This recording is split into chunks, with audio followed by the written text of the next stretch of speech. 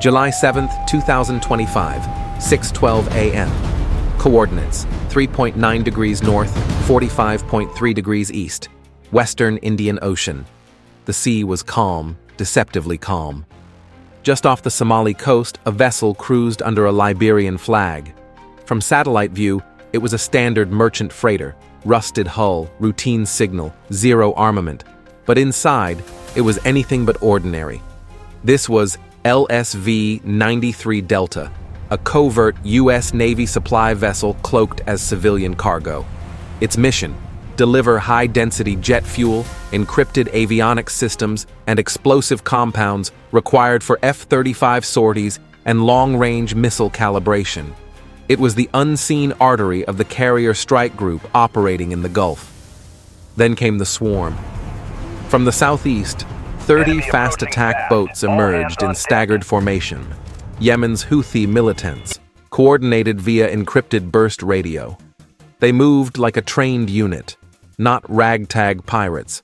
Each vessel carried RPG teams, belt-fed M60 clones, thermal drones, and signal jammers. At 6:13, the first RPG struck. Fire tore through cargo containers. The second disabled a top-deck radar.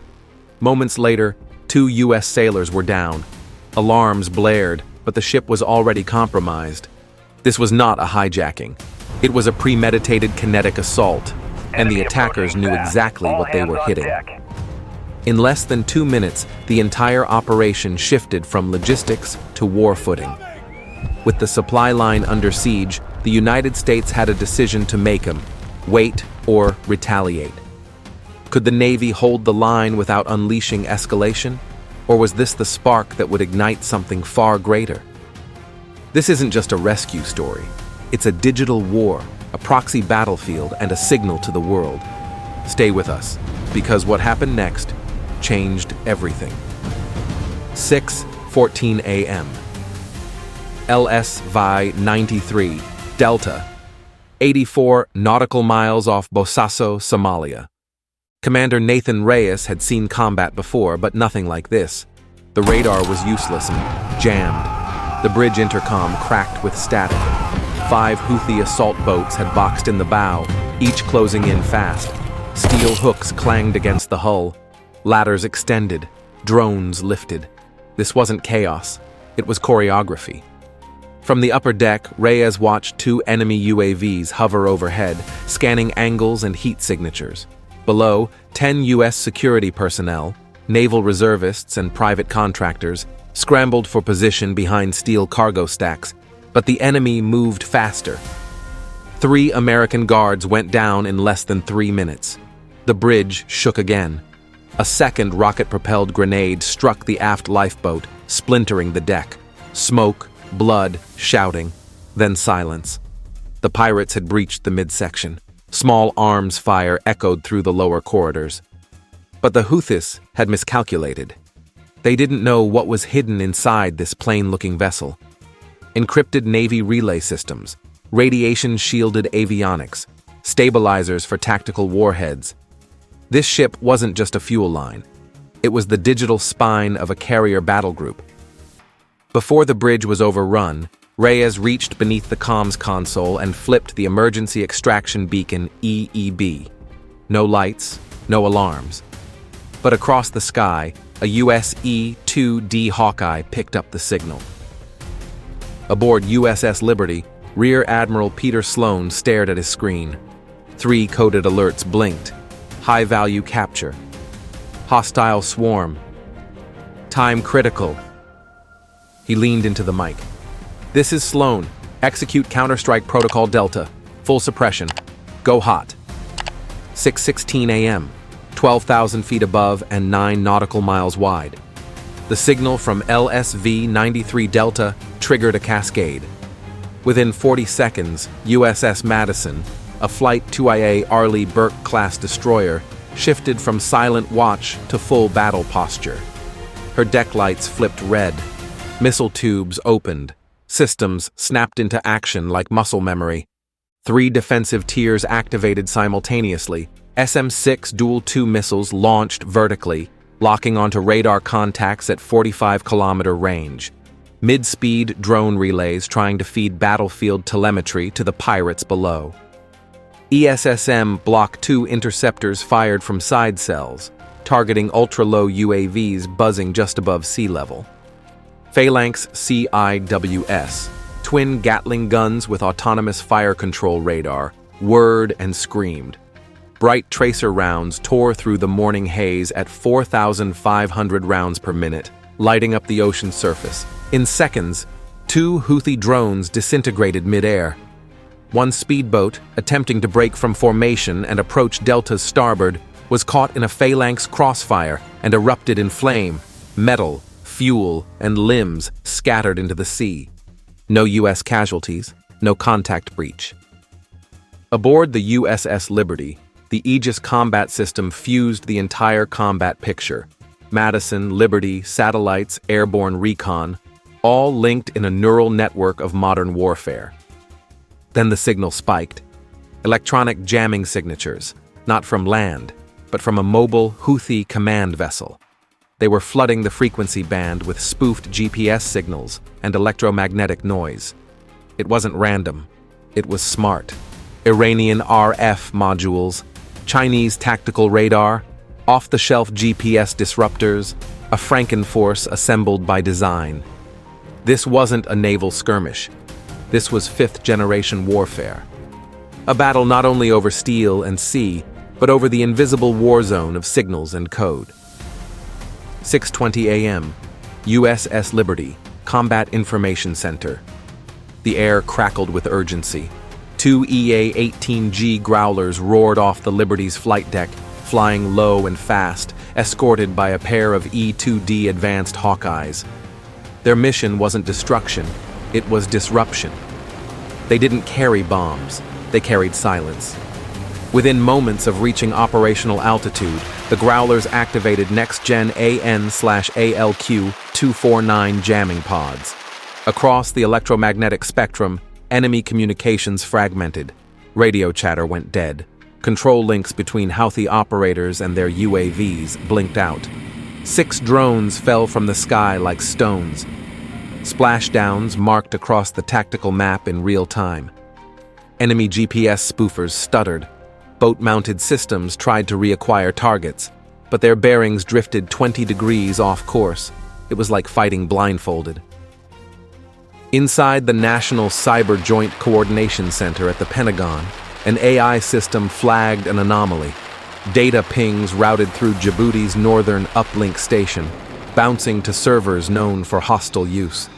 There was digital scaffolding in place. Someone with greater reach was facilitating this strike. But Admiral Sloan didn't wait for attribution.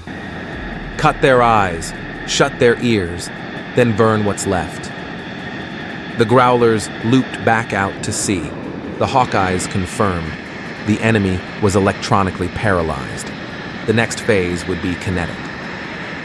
6:34 a.m. Over the Indian Ocean. The decision came without hesitation. Strike package confirmed. Weapons hot. Target, command boats and shore uplink. Rear Admiral Sloan, USS Liberty. 5FA-18F. Super Hornets launched in sequence, each loaded with AGM-154C joint standoff weapons, glide bombs capable of locking on with infrared and GPS guidance, fitted with anti-ship penetrators. Their formation was tight, altitude calculated to maximize surprise and precision. Simultaneously, 20 MQ-25 Stingray drones formed a live ISR net above the battle space. Their thermal optics scanned the surface and fed high-resolution imagery to both the Hornets and Mission Command. At 36,000 feet, the first Hornet released. Impact. 12 seconds. The primary Houthi command boat was split open mid-sea. Flames, steel fragments, silence. A second pass followed. The Hornets strafed low across the embattled LSV-93 Delta, surgically targeting known pirate strongpoints. A group of RPG gunners was caught mid-reload. The deck lit up. No second chance.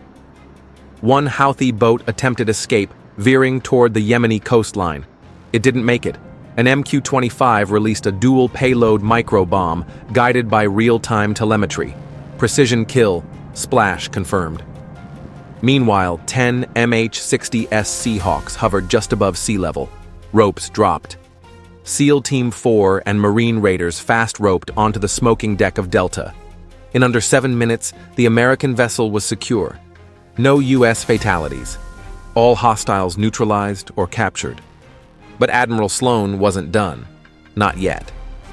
If they had uplinks to land, then we take the land. 7:05 a.m. USS Liberty, secure intel briefing room. The assault was over, but the data was just beginning to speak. Captured devices, seized from dead and detained militants aboard the Delta, were rushed through a tactical decryption process by onboard naval intelligence. Within 11 minutes, several red flags surfaced. Encrypted files bore Russian military formatting, not typically seen in regional insurgent networks. One GPS receiver, marked with Shenzhen Yuan Tech Systems, was traceable to a known Chinese defense contractor. Residue on captured fuel drums matched chemical signatures found in Iranian Shahed-class drone systems. It was no longer theory. This wasn't a pirate op. It was a multi-node proxy attack, using Houthi fighters as the tip of a foreign-designed spear. Admiral Sloan connected with CENTCOM HQ in Tampa over encrypted line. This wasn't about ransoms. It was a simulation, a test. Someone's probing our blue water perimeter, seeing how we respond. Meanwhile, intercepted comms revealed encrypted orders issued at 0100 hours from deep inside Yemeni territory, far outside Houthi-controlled zones. AI threat models revised immediately. Yemen designated a Tier 2 coordinated proxy platform. Washington took note. The fingerprints may have been local, but the hands behind them were global. 7:58 a.m. White. Operation complete. The last drone circled once before diving. A Hellfire missile, guided by infrared lock, struck the Houthi coastal compound's command node. The screen lit up. Strike confirmed. No survivors. The U.S. Navy had reclaimed its vessel, dismantled a proxy network, and erased a launch base. In under 2 hours, over 300 enemy combatants were eliminated or taken into custody. The remaining 5 boats, tracked, engaged, and sunk. Waters cleared. No new radar signatures. No more electronic chatter. But this wasn't just a victory in tactics. It was a declaration. The United States doesn't just defend territory. It defends connections. Fuel, munitions, avionics, software, supply chains. These are the veins of power. Cutting them is not an inconvenience. It's an act of war. This mission proved that logistics is no longer background. It is the battlefield. And for any adversary watching, state or proxy, this is your warning. The oceans may be vast, but the U.S. Navy sees further, strikes faster, and defends deeper than ever before. If this story gave you pause, comment below. Share what you think. Subscribe for more deep dives into the front lines of modern warfare, because the next global conflict won't begin with an invasion. It'll begin with a disrupted supply route, and when it does, we'll be there first.